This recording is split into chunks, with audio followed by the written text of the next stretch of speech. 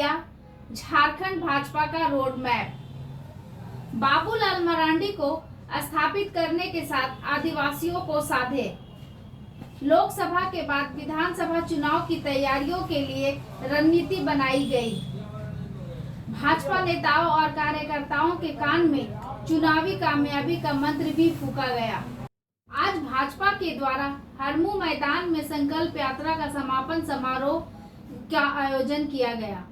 संकल्प यात्रा के मुख्य अतिथि भारतीय जनता पार्टी के राष्ट्रीय अध्यक्ष जेपी नड्डा ने शिरकत किया। रांची लोकसभा क्षेत्र एवं 6 विधानसभा क्षेत्र के सभी प्रतिनिधि और भाजपा नेता एवं कार्यकर्ता के महाजुटान के साथ 2024 का संकल्प लिया गया कि फिर से मोदी सरकार को लाना है और झारखंड से कांग्रेस एवं जेएमएम सरकार को हटाना है। जनता से संवाद करते हुए कार्यकर्ताओं के साथ इस संकल्प यात्रा को आज इस समापन समारोह में तक माननीय राष्ट्रीय अध्यक्ष जी हम सबको संबोधित करें, इसके लिए कार्यक्रम आयोजित कर आज जहां हम इस संकल्प यात्रा जनसभा के माध्यम से यहां समाप्त कर रहे हैं, वहीं कल यहां से न केवल यहां से देश के विभिन्न राज्यों से मेरा माटी मेरा देश, मेरी माटी मेरा देश का अभियान जो विभिन्न गांवों से प्रखंडों से मिट्टी लेकर राष्ट्रीय स्तर पर यहाँ से राज्य से और देश भर से लोग प्रस्थान करके दिल्ली पहुंचेंगे। तो जहां इस कार्यक्रम का समापन में माननीय राष्ट्रीय अध्यक्ष जी हमारे बीच में पधारे हैं, वहीं यह कार्यक्रम यहाँ समाप्त नहीं हो रहा है, बल्कि यह कार्यक्रम हम मेरी माटी मेरा देश से प्रारंभ करते हुए अब दिल्ली के तरफ कूच कर रहे हैं, क्योंकि इस प्रदेश की जो हालत है, यहाँ की जन जन अवगत है, यहाँ के लोग अवगत है कि वर्तमान में सरकार किस तरह का इस राज्य के साथ धोखाधड़ी कर रही है, भ्रष्टाचार में लिप्त है और आम नागरिकों को एक तरीके से सताने का काम कर रही है। तो एक तरफ जहाँ हमने इस संकल्प यात्रा के माध्यम से राज्य के कोने कोने से इस कार्यक्रम के लिए यात्रा के माध्यम से संवाद किया, वहीं देश को सशक्त बनाने के लिए मेरा माटी मेरा देश का यह कार्यक्रम, मेरी माटी मेरा देश का यह कार्यक्रम कल से देश भर के लिए एक सरदार वल्लभ भाई पटेल जिन्होंने इस देश को के जन्म जयंती पर हम सब मिलेंगे पुनः पूरी ताकत के साथ और माननीय राष्ट्रीय अध्यक्ष माननीय प्रधानमंत्री हम सबको संबोधित करेंगे। मुझे बहुत ज़्यादा नहीं, मुझे खुशी इस बात की है कि आज हम सब यहाँ पर राष्ट्रीय अध्यक्ष जी का उद्बोधन सुनेंगे, उनका पाथे लेकर घर घर जन जन तक पुनः पहुँच करके इस राज्य को हर स्तर पर बचाना है, क्योंकि ये राज्य माननीय अटल बिहारी वाजपेयी जी के नेतृत्व में यहाँ की जनता को दिया गया है। जनता के हक और अधिकार के लिए हम सब सजग होकर लगातार संघर्ष करेंगे जब तक यहाँ की सरकार को उखाड़ नहीं फेंकते। बहुत में लगे हैं, उनसे आग्रह है कि जो ढोल और नगाड़े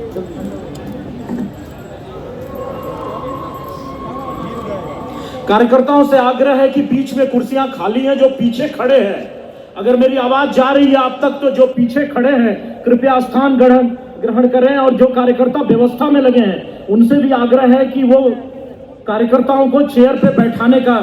राष्ट्रीय अध्यक्ष आदरणीय श्री जेपी नड्डा जी और मंच पर उपस्थित भारत सरकार के मंत्री श्री अर्जुन मुंडा जी, श्री नगेंद्र जी, संगठन महामंत्री करमवीर जी और प्रदेश के निवर्तमान अध्यक्ष और राज्यसभा के सदस्य श्री दीपक प्रकाश जी, पूर्व प्रदेश अध्यक्ष अभयकांत प्रसाद जी, पूर्व प्रदेश अध्यक्ष यदुनाथ पांडे जी आए। आज का कार्यक्रम ये 2 प्रकार के एक समारोह है, और मैं कहूँगा कि समारोह नहीं है, संकल्प यात्रा की समारोह है। लेकिन इस जो संकल्प लेकर के हम सब लोग चले, उस संकल्प को पूरा करने के लिए अब हम सब लोगों को तन मन धन से हम सबको लगना है, तभी ये संकल्प पूरा होगा। और आज हम सब लोगों के बीच एक कार्यक्रम तो ये संकल्प यात्रा का समापन, जहां प्रदेश में जहां 81 विधानसभा क्षेत्र है, 81 में से 75 विधानसभा क्षेत्रों में जाकर के कार्यक्रमों का आयोजन हुआ था। और जैसे अभी आपको बता रहे थे, 6 विधानसभा क्षेत्र जो रांची शहरी और ग्रामीण जिला का कार्य क्षेत्र है, वो 6 जिला के यह कार्यक्रम का एक समारोह है। और समारोह में यहाँ पर राष्ट्रीय अध्यक्ष जी उपस्थित है और साथ साथ जो अमृत कलश लेकर के हम सब लोगों को आज फिर से ये संकल्प लेकर के यहाँ से जाना है।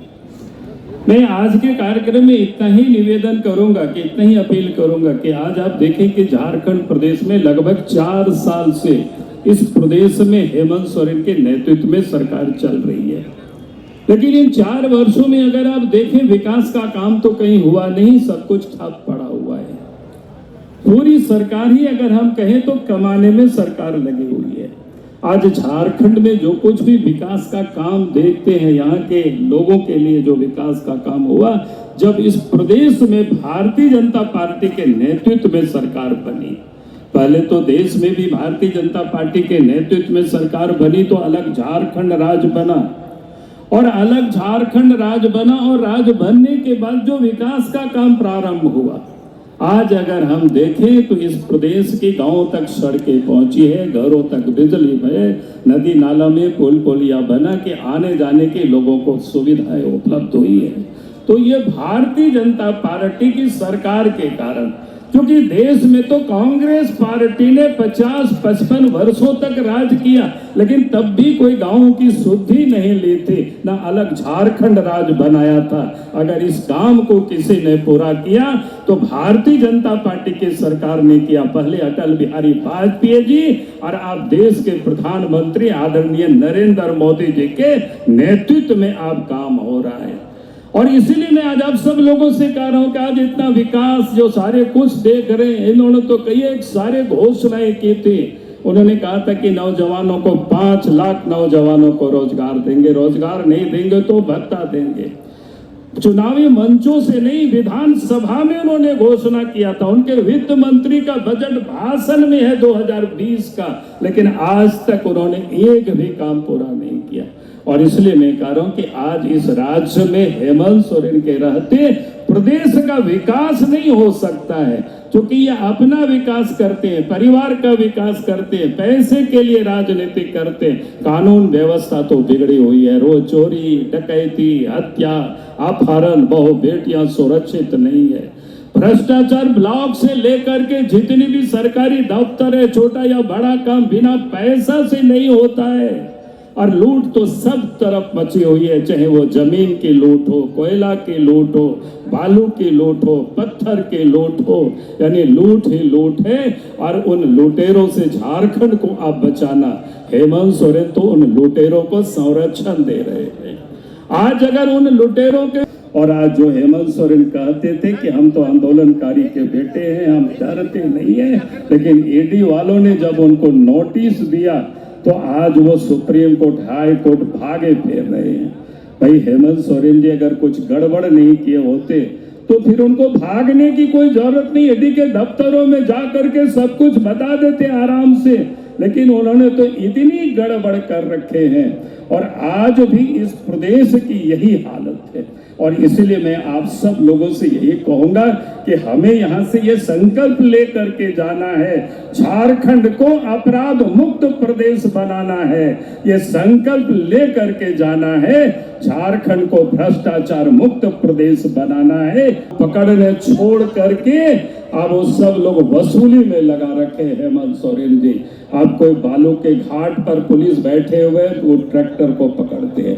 जब पुलिस वसूली में लगेगी तो कानून व्यवस्था कभी भी ठीक नहीं हो सकता है। और इसीलिए मैं यही कह रहा हूं आप सबसे, आज संकल्प लेकर के आप सब यहां से जाएं कि हम सब लोग इस राज्य को अपराध मुक्त प्रदेश बनाना ये भारतीय जनता पार्टी ही कर सकती है। और 2024 में फिर से इस देश के प्रधानमंत्री नरेंद्र मोदी जी को बनाना है। यही संकल्प लेकर के हम सब लोगों को जाना।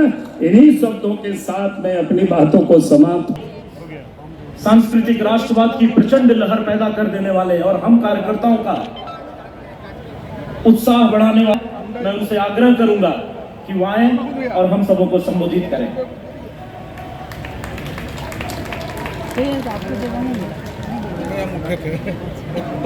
चलिए हम लोग लाइव कर देंगे, है ना? आने दीजिए पहले। संवेदनशील कर्मशील अध्यक्ष सम्मानीय बाबूलाल मरांडी जी, हमारे यहाँ के प्रभारी भाई लक्ष्मीकांत वाजपेयी के हैं कि भगवान बिरसा मुंडा शामिल होने का सौभाग्य प्राप्त हुआ है। जो मैं उत्साह देख रहा हूं, जो मैं उमंग देख रहा हूं, वह बताता है कि आप लोगों ने संकल्प ले लिया है कि अगली बार फिर से यहां कमल खिलाना है और भारतीय जनता पार्टी की सरकार को लाना है। मैं जब यहां आया हूं तो मैं इस वीर भूमि, सपूतों की भूमि, उनको मैं भूल नहीं सकता, जिन्होंने आजादी की लड़ाई में अपना सर्वस्व लुटाया, अपने आप को आहूत किया और देश की रक्षा के लिए उन्होंने अपने आप को समर्पित किया। बनता है और उनसे आशीर्वाद लेना यह हमारा कर्म भी बनता है। हम जानते हैं कि आदिवासियों की चर्चा तो बहुत लोगों ने की। आदिवासियों के बारे में किसी ने जनजातीय गौरव दिवस के रूप में स्थापित किया तो वो आदरणीय प्रधानमंत्री नरेंद्र मोदी जी ने स्थापित किया। यह भी हमको ध्यान में रखना चाहिए। हम यह भी जानते हैं कि अटल जी ने झारखंड का प्रदेश बनाया। मुझे अपना बचपन याद है, उस समय हम उसको उत्तरांचल कहते थे और वनांचल कहते थे। ये लड़ाई वनांचल की और उत्तरांचल की लंबे समय से चल रही थी, लेकिन कांग्रेस में दिल्ली में बैठे हुए नेताओं के कानों में पढ़ करके भी इन्होंने जैसे कान में रुई डाल रखी हो, कभी सुनने का नाम न लिया हो, कभी भावनाओं के बारे में सोचा ना हो। इस तरीके की स्थिति भी हमने यहां झारखंड में भी देखी और उत्तर प्रदेश में उत्तरांचल में भी देखी। लेकिन यह भारत रत्न श्रीमान अटल बिहारी वाजपेयी थे, जिन्होंने प्रधानमंत्री बनते ही यहां पर झारखंड की स्थापना की और उत्तर प्रदेश में उत्तराखंड की स्थापना की और 2 नए प्रदेश बना करके दिए। ये भी हम सबको ध्यान रखेंगे। जिन्होंने झारखंड को बनाने में सर्वस्व लगाया, योगदान किया, इसको भी हमको ध्यान में रखना चाहिए। मैं यहां यह भी कहना चाहता हूं कि झारखंड करने का काम, अगर झारखंड की संस्कृति को संरक्षित करने का काम, उसको गौरव का स्थान देने का काम, उसको आगे बढ़ाने का काम अगर किसी ने किया तो किसी और सरकार ने नहीं, वो भारतीय जनता पार्टी की सरकार ने किया। यह भी हमको ध्यान में रखना चाहिए। मैं जब हेमंत सोरेन की बात करता हूं तो हमारे को ध्यान में आता है कि उसके नाम पर वोट मांगे और जितना नुकसान आदिवासियों का और आदिवासियों के हितों का हेमंत सोरेन की सरकार ने किया है, उतना किसी ने नहीं किया। इस बात को भी आपको ध्यान में रखना चाहिए। और मैं कहने के लिए नहीं कह रहा हूं, वोट की राजनीति के लिए धर्मांतरण को आंख मूंद करके देखना, धर्मांतरण के तरफ आंख मूंद करके उसको मौन स्वीकृति देना, यह अपने आप में बताता है कि हमारे जनजाति भाइयों की संस्कृति कहीं भी चली जाए, हेमंत सोरेन का वोट नहीं जाना चाहिए। वोट के लिए हर कुछ करने को तैयार है। यह भी हमको ध्यान में रखना। मैं यहां आपसे ये कहना चाहता हूं, विधानसभाओं में हो आया है और आज 6 विधानसभाएं हमारे सामने।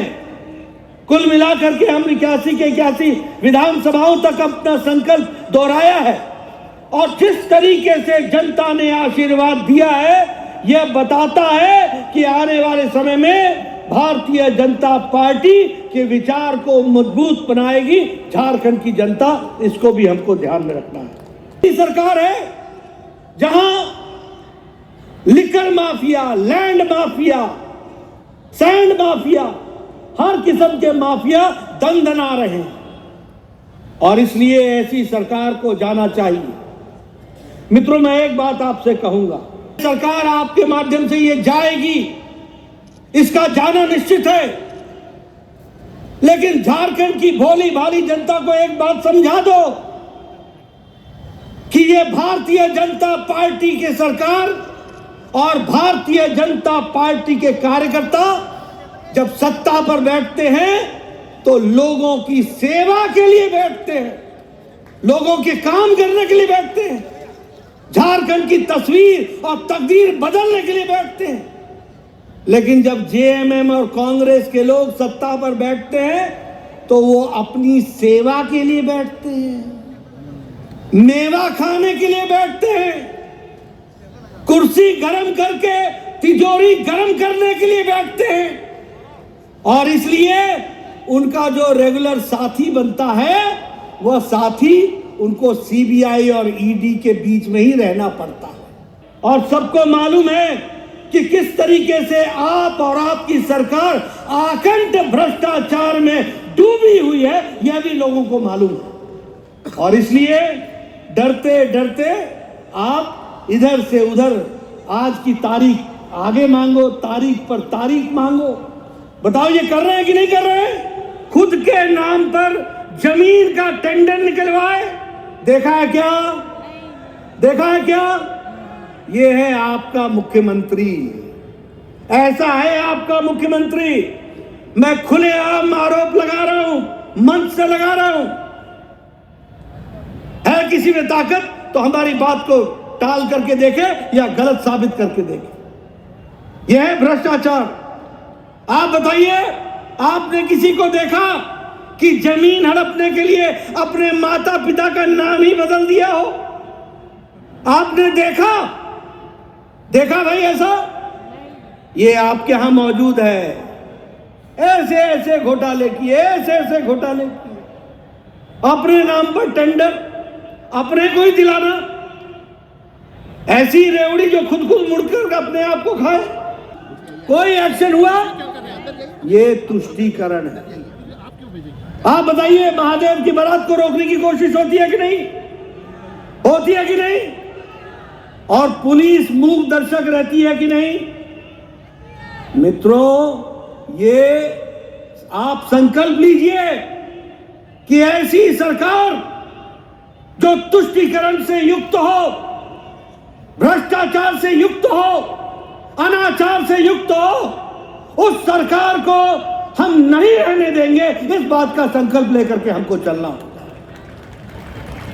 जब मरांडी जी का राज था, जब रघुवर दास जी का राज था, बताइए नक्सलाइटों पर काबू था कि नहीं था?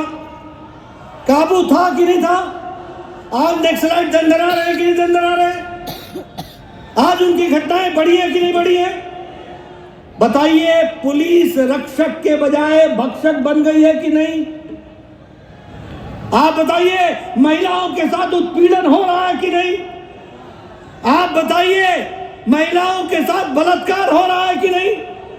आप बताइए, स्कूल के सामने से गेट से नाबालिग बच्चियों को उठा करके उनके साथ बलात्कार हो रहा है कि नहीं?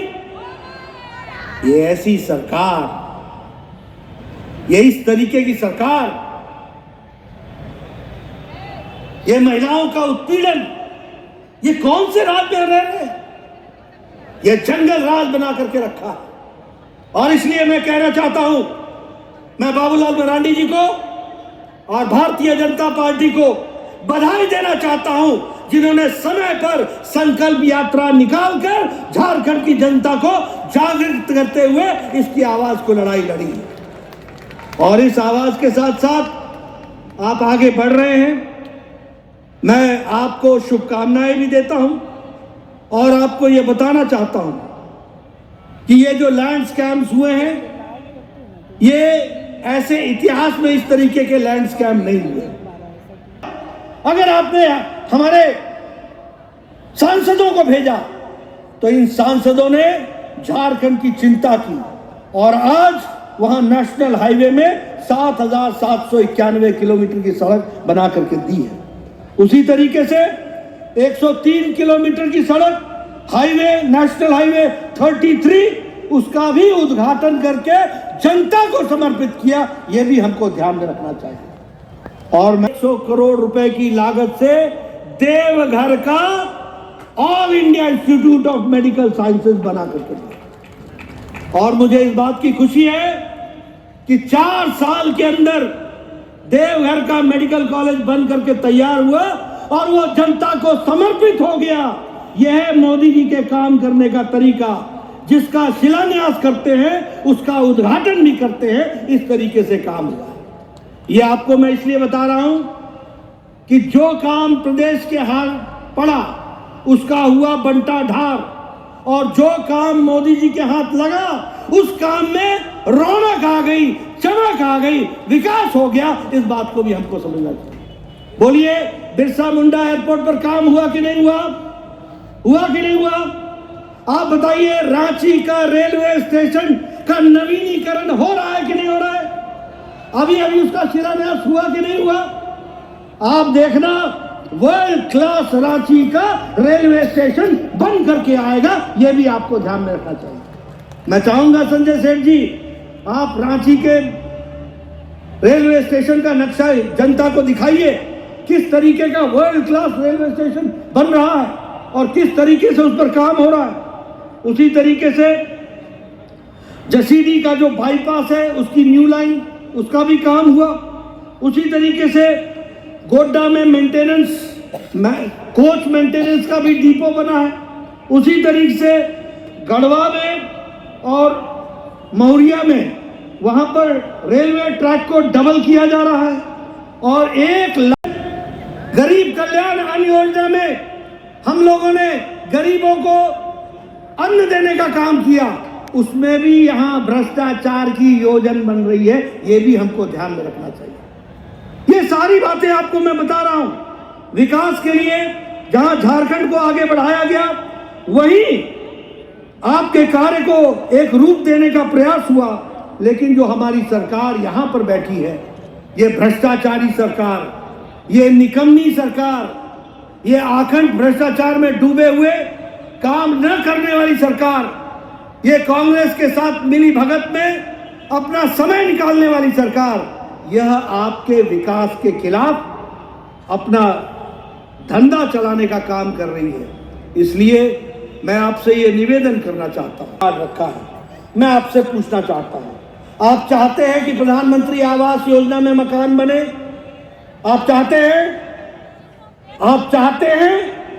अगर आप चाहते हैं तो जो मोदी जी ने पैसा भेजा है उसको धरती पर लगाना है। तो आपको यहां की सरकार बदलनी होगी और कमल खिलाना होगा। इसकी आपको चिंता होगी।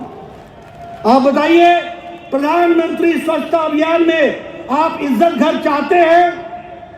अगर आप चाहते हैं तो प्रधानमंत्री जी ने पैसे भेजे हैं, धरती पर लगेगा जब यहां पर कमल खिलेगा। इसकी हमको चिंता करनी चाहिए। और भ्रष्टाचार करने वाले नेता, अपने लिए कार्य करने वाले नेता, अपने लिए काम करने वाली पार्टियों का कोई तासीर अलग होती है। और इसलिए मैं जनता से निवेदन करूंगा कि झारखंड की भोली भाली जाती है, इलेक्शन टूरिज्म राजस्थान में गई है, फिर वो कहीं और जाएंगी। ये दीगर बात है कि राजस्थान में महिलाओं के साथ गहलोत सरकार में जितना अत्याचार हुआ उतना वो कभी भूला नहीं जा सकता। लेकिन उसको याद करने के लिए कभी वो नहीं गए, कभी उसकी चिंता नहीं की, कभी उन अबला नारियों की चिंता नहीं की, कभी वो महिलाओं के सशक्तिकरण की बात नहीं की। लेकिन आजकल इलेक्शन आया है तो इलेक्शन टूरिज्म में तो आना ही है, तो ऐसी चर्चाओं में अपने आप को शामिल करना ही है। हम सब जानते हैं, अभी अभी एक कांग्रेस नेत्री पर इलेक्शन कमीशन ने कंप्लेंट हुई, धर्म के नाम पर इस तरीके से बात कही। हम सब जानते हैं कि इसी साल के 28 जनवरी को प्रधानमंत्री मोदी जी हमारे भगवान देवनारायण के 1111वें अवतरण दिवस पर वह इस कार्यक्रम में उन्होंने शिरकत की थी और उसमें वो शामिल हुए थे। भगवान देवनारायण जी का जन्म कमल पर हुआ था और कमल हमारी विचारधारा का, हमारे कार्य करने का, उसका अस्तित्व ही कमल है। इसलिए कमल के साथ तो हमारा विशेष संबंध है। लेकिन मैं ये कहूंगा कि जो भारतीय संस्कृति से लोग आए हैं, वो जो भगवान के दर पर जाते हैं तो हम हमेशा क्या कहते हैं, तेरा तुझको अर्पण क्या लागे मेरा। सब कुछ तो तेरा है, तेरे को भगवान हम क्या देंगे। यह है भारत की संस्कृति, यह है भारत की विचारधारा। और हम जो कुछ भी देते हैं वो तेरा तुझको अर्पण, और वो गुप्त दान होता है। और भगवान देवनारायण के मंदिर के पुजारी जी ने भी लिखित रूप में कह दिया है कि प्रधानमंत्री मोदी जी ने ऐसा कोई उसमें इस तरीके से कोई रुपए डाला हो, इसकी हमको जानकारी नहीं है। लेकिन हमारी नेत्री, क्योंकि उन्होंने कभी तपस्या तो की नहीं, जनता की सेवा तो की नहीं, कभी भगवान अर्चना, ये सब तो पॉलिटिकल इलेक्शन टूरिज्म में आते हैं। और भगवान का कभी आपने देखा कि ऐसे इन्होंने कभी किसी मंदिर के दर्शन किए हो? देखा है भाई? देखा है भाई? कभी इन्होंने किसी मंदिर का नवनिर्माण किया है? कभी इन्होंने मंदिरों को रक्षा करने के लिए कोई 2 शब्द बोले हैं? इनकी धार्मिक आस्था इलेक्शन टूरिज्म से जुड़ी रहती है, उसके बाद इनके टूरिज्म समाप्त हो जाते हैं। ये क्या जाने। उसी तरीके से अगर हम देखें तो हम मंदिर जाते हैं भक्ति भाव से, हमारा मन भक्ति में होता है, और इनकी जान धन में होती है। ये धन की चिंता करते हैं, किसने कितना डाला, इनका मन नहीं होता। ये संस्कृति से, धन से जुड़े हुए लोग हैं, ये मन से नहीं जुड़े हुए लोग हैं, इसीलिए इस तरीके की भाषा का उपयोग करते हैं। मैं यहां ये भी कहना चाहता हूं, उनका संस्कार है, हम उसे दान पात्र कहते हैं। जो डब्बा और दान पात्र में अंतर न समझ सके, उन नेताओं की नीति और नीयत कैसी होगी यह भी हमको समझ में आता है, और उनके संस्कार कैसे हैं यह भी हमको समझना चाहिए। इसलिए मित्रों, ये जो स्यूडो सेकुलरिस्ट है ना, ये छदम तुष्टीकरण के साथ जुड़े हुए लोग, और जो संस्कृति के नाम पर संस्कृति का एक तरीके से अपमान करते हैं, ऐसे लोगों को, हम लोगों को जनता के सामने उनकी नीयत और नीति स्पष्ट बतानी चाहिए। हमें बताना चाहिए कि किस तरीके से, किस बैकग्राउंड से आ रहे हैं, क्या संस्कार पा रहे हैं। मंदिर के अंदर जो दान पात्र होता है वो पूज्य होता है, गुप्त दान होता है, वो पूजनीय होता है, उसके बारे में हम दान पात्र कहते हैं, अर्पण पात्र कहते हैं। इनके लिए वो डब्बा है, डब्बा। यहां अगर डब्बा हो तो मैं क्या करूं। ये कुछ संस्कार है, समझने वाली बात है। इसलिए मित्रों, मैं जरूर कहूंगा कि भारत की राजनीति में राजनीतिक दृष्टि से काम करने वाले लोगों को उनकी दृष्टि साफ होनी चाहिए, संस्कारों के साथ आगे बढ़ना चाहिए, और सही को सही और गलत को गलत बोलने की ताकत होनी चाहिए। और ये फरेब और झूठ और उस तरीके से राजनीति करने वालों को घर बैठाने का समय आ गया है, और जो लोग ईमानदारी से काम करते हैं उनको काम देने का समय आ गया है। इसकी हमको चिंता करनी चाहिए। आपके बीच में ज्यादा समय न लेता हुआ एक बार पुनः मैं बाबूलाल मरांडी जी को, उनकी टीम को, भारतीय जनता पार्टी के कार्यकर्ताओं को और आप सबको बधाई देता हूं इस संकल्प यात्रा के लिए। इस संकल्प को आगे बढ़ाइए। इन्हीं शब्दों के साथ बहुत बहुत धन्यवाद।